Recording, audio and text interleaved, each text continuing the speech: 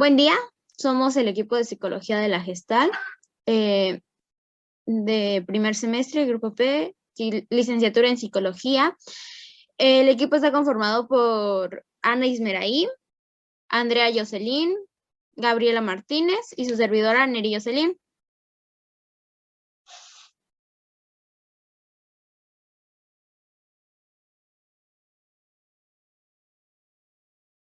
Ok, bueno, tenemos como objetivo el dar a conocer la mayor información que se pueda sobre la Gestal, sus diferentes sistemas con los cuales nosotros diremos su contexto histórico, la fecha en que fue fundada, los principales autores, sus principales propuestas teóricas, asimismo también dando a conocer las leyes que inundaron en ese momento.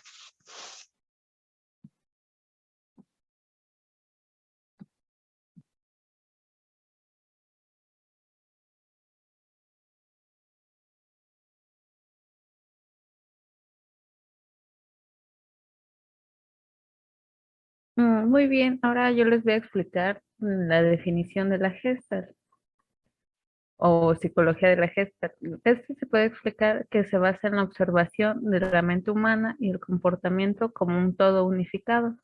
Esta era una escuela de pensamiento psicológico que intentaba encontrar el sentido al mundo y a las pequeñas cosas que no forman parte de nuestras sensaciones simples. Para este tipo de psicología que es la Gestalt, el comportamiento no puede limitarse solamente a lo que es observable y medible. Este tipo de psicología tenía como objeto de estudio el comportamiento de la conciencia. La Gestalt se encargaba de explorar las relaciones dinámicas que conectan con los diversos elementos de la realidad. Los gestalistas no conciben separar procesos como el aprendizaje de la memoria. Para la psicología de la Gestalt, no todos percibimos la realidad de la misma forma. Cada uno tiene su propia visión.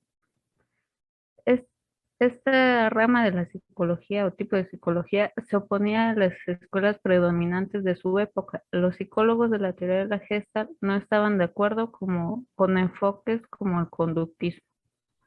Su principal área de estudio es la percepción y a través de la percepción logramos adquirir conocimientos del mundo, interactuar con él y conectarnos con los demás.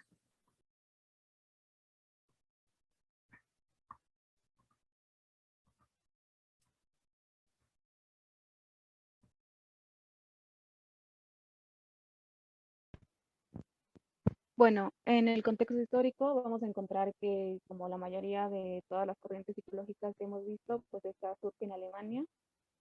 Esta, como lo habíamos, bueno, mi compañera Ismeraí había dicho anteriormente, pues esta corriente psicológica surge gracias, o bueno, con el objetivo de que cada persona tenga una percepción visual de las cosas. Es por eso que, bueno, a continuación, o bueno, más adelante vamos a estar viendo lo que es, pues las leyes de la Gestalt que nos van a decir cómo es que percibimos ciertas cosas dependiendo del color, la distancia, también tiene mucho que ver con la forma, también, no sé, ahí vamos a ver varias leyes que nos van a estar, que nos rige la Gestalt. Bueno, también nos dice que una de las cosas importantes del contexto histórico para que podamos entender mejor esta psicología es que las investigaciones van a surgir a partir de los principios de la década de 1910.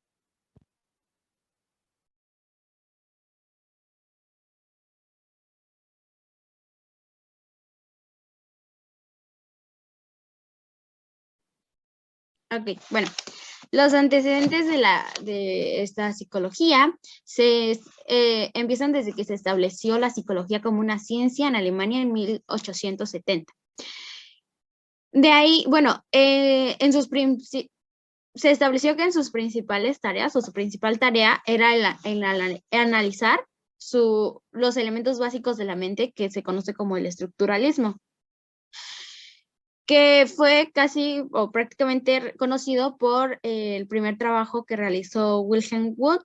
Y el cual también realizó la primera escuela psicológica, el primer laboratorio psicológico en la Universidad de Leipzig, en Alemania, en 1879. El movimiento gestalístico surgió casi al mismo tiempo que el movimiento conductual, lógicamente a una reacción hacia las corrientes de ese momento, que era el funcionalismo y el estructuralismo. Pero también se oponía al conductismo.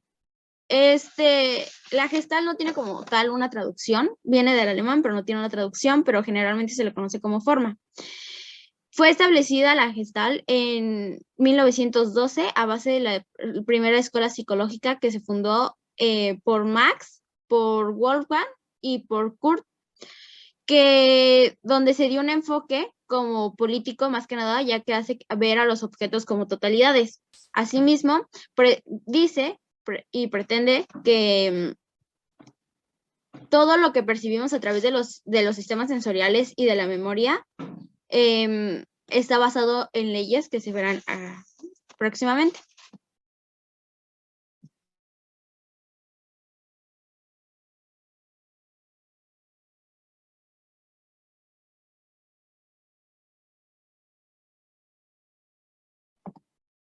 Bueno, como lo mencionaba mi compañera Ismeraí, el estudio y el objeto de estudio de esta corriente psicológica pues es la conciencia, así igual que su método de estudio es la ciencia y su metodología es la fenomenología. Esta tiene como que conexión con los diversos elementos de la realidad. Asimismo, evitan separar mucho el aprendizaje con la memoria. Eso pues se oponían los gestalistas. También dice que se oponían en ese momento, como se había mencionado anteriormente, al estructuralismo y al funcionalismo, al igual que al conductismo, porque el conductismo decían que limitaba mucho a los seres humanos con solo dar el estímulo y la respuesta.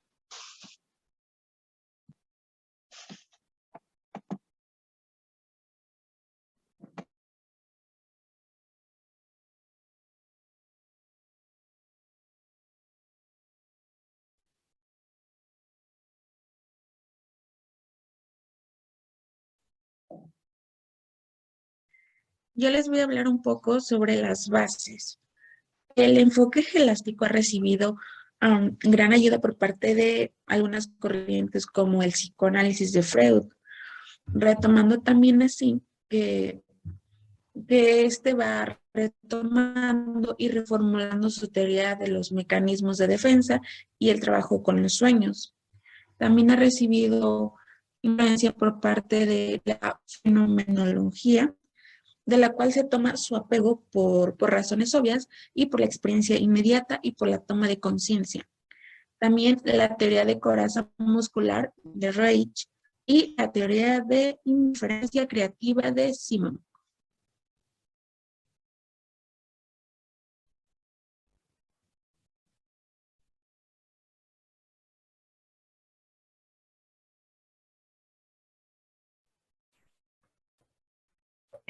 Muy bien, ahora yo les voy a explicar, bueno, decir de los principios. En lo que consta de postulados o principios de este tema de la psicología gestáltica, se pueden resumir en dos, los cuales serían: el primero, en la vida psicológica, el todo siempre domina a las partes. Esto quiere decir que el todo es la realidad primaria, el dato y la unidad útil y fundamental de la psicología. Dos, el todo no es la suma ni el producto ni una combinación tipo química de sus partes. Esto quiere decir que el todo es un campo que sigue las leyes de organización descubiertas por la psicología de la Gestalt.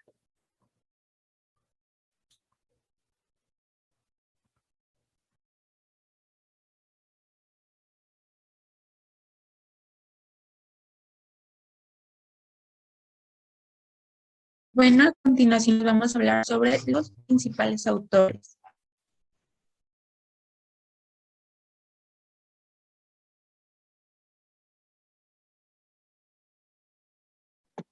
Ok. Bueno, el primero es Max. que fue un psicólogo alemán reconocido por ser el creador de la psicología gestal, el cual nació en Praga en el año de 1880. En 1904 se graduó de summa cum con un doctorado en la Universidad de Würzburg, uno de los 3 fundadores de la psicología de la Gestalt, como se había mencionado antes. Él tuvo una influencia muy grande en el desarrollo de la psicología, así como también en subcampos específicos como las sensaciones, la percepción y la psicología experimental. Bueno, de ahí está el autor Wolfgang, que, bueno, él nació el 21 de enero de 1887 en Reval, actualmente que es Tallinn, en Estonia. En 1905 y 1909 estudió en las universidades de Tübingen, Bonn y en Berlín. En esta última se centró en el vínculo entre la física y la psicología.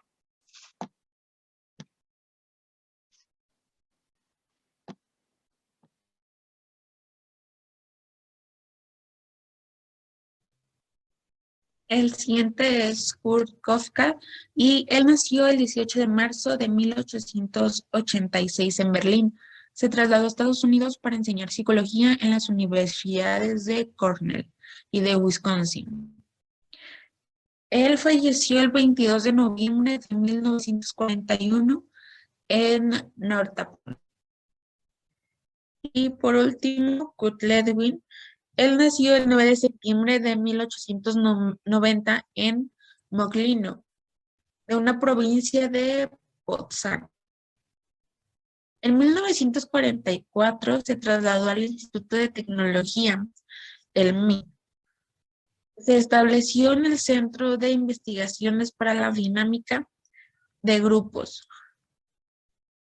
En 1946 coordinó un grupo de investigadores que trabajó con los grupos de diferentes clases y en 1947 creó el entrenamiento de laboratorios, el cual se hacía llamar National Laboratories Training.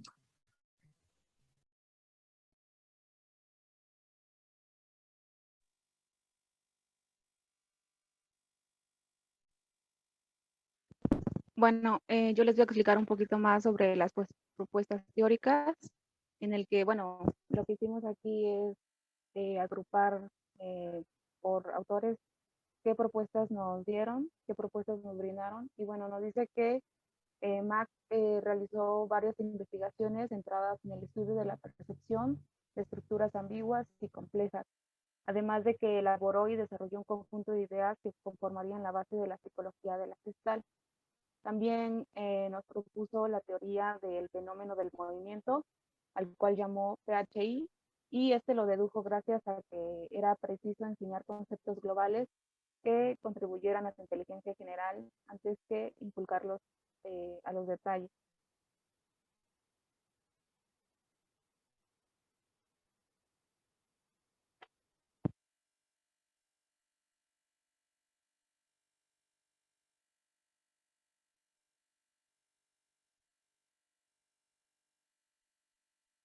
Bueno, después de eso seguimos con Kohler, que él nos aportó esta escuela el concepto de aprendizaje por insight. Este fue, bueno, este aporte fue gracias a que él realizó un experimento de una bombilla en el centro de experimentos de las Islas Canarias y también realizó uno de los importantes teorías también donde realizó estudios con monos sobre la percepción y aprendizaje, en donde pudo, se podría decir que, ¿cómo decirlo? Pudo hacer entender a los demás la inteligencia animal, aunque bueno, esto no tiene mucho que ver con la psicología gestal, pues también fue una de las propuestas teóricas más importantes de este autor. De ahí seguimos con Kurt, el cual nos dio la percepción, viene de un conjunto y que esto tiene que ver con un todo, que es una de las cosas más importantes de la teoría de la Gestalt, porque gracias a las leyes que vamos a ver después, es que vamos a entender un poquito más que todo tiene, o sea, a veces vamos a poder ver o visualizar cosas por separado, pero cuando estas se juntan, tienen un significado real. Por eso es que muchas veces vemos formas y por sí solas no les vamos a encontrar un sentido, pero cuando las agrupamos por color, forma, no sé, textura, distancia incluso, es ahí cuando vamos a encontrar mucha forma en estas cosas. Y uno de los ejemplos que puedo decir son los logos de algunas marcas en donde vamos a poder ver que separadas no vamos a encontrar ninguna, pues no vamos a encontrarle ningún significado, pero ya estando juntas, pues sí. De ahí nos vamos con la siguiente teoría, que a mi parecer fue una de las más importantes porque es la teoría del campo y también la teoría topológica.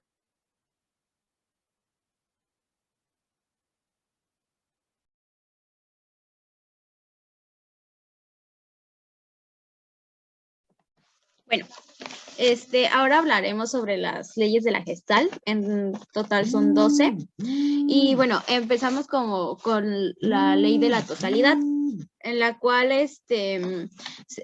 tiene como explicación que todo es conocido por la suma de todas sus partes, dando lugar a las experiencias pasadas.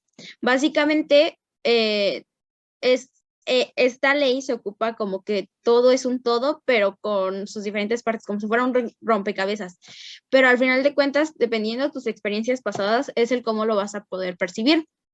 Después está la ley de la didáctica, que explica por qué la mirada de cada uno decide si lo que se ve es el fondo o es la estructura completa. Por ejemplo, aquí podemos ver un conejo, pero también otra persona puede percibir tal vez un pato o alguna situación así. Cada mirada hace ver lo que pues literalmente quiere ver. De ahí viene la ley de la estructura, en el cual dice o trata de explicar que es cuando percibimos de una forma y por qué se hace como un todo. Podemos decir que en este caso no se tiene en cuenta la suma de sus partes, sino simplemente podemos verlo como un todo o como simplemente un fondo, así de simple. Bueno, también viene la ley de la continuidad, que ay Dios mío, la ley de la continuidad, que hace ver como un completo a todo. Por ejemplo, aunque esté tal vez cortado, lo hace ver como un completo.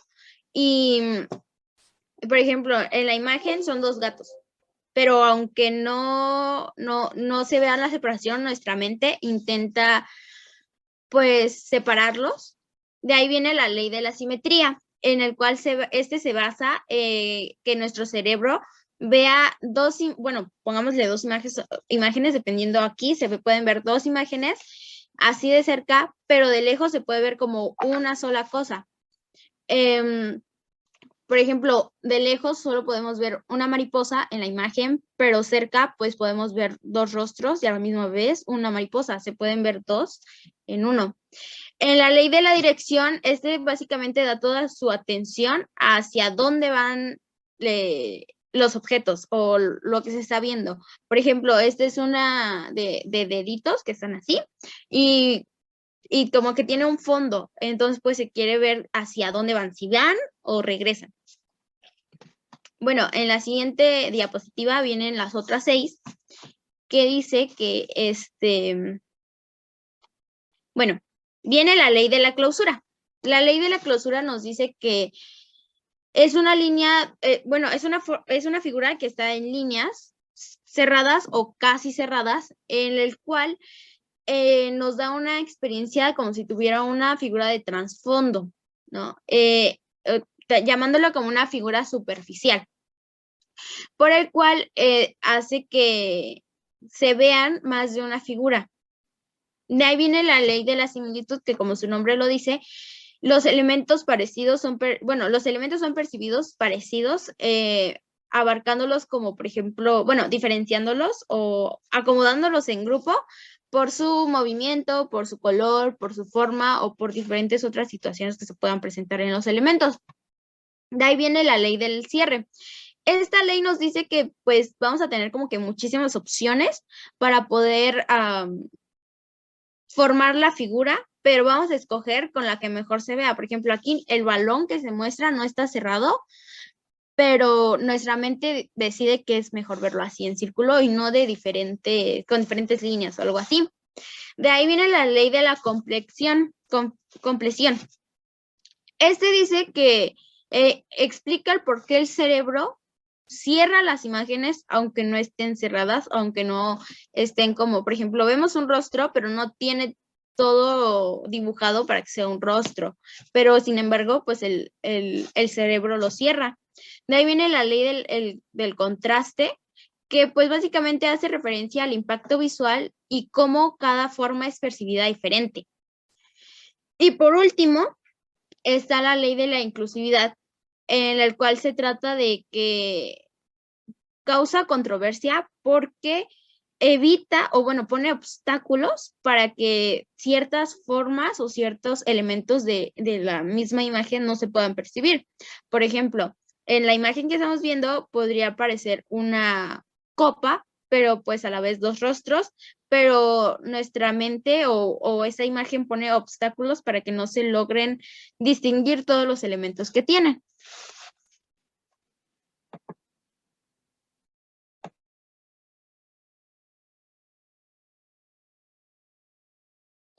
Ok. Bueno, ya.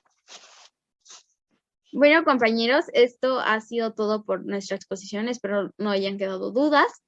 En la pantalla está apareciendo las referencias donde podemos encontrar toda la información que fue ocupada para esta exposición. Muchas gracias por la atención.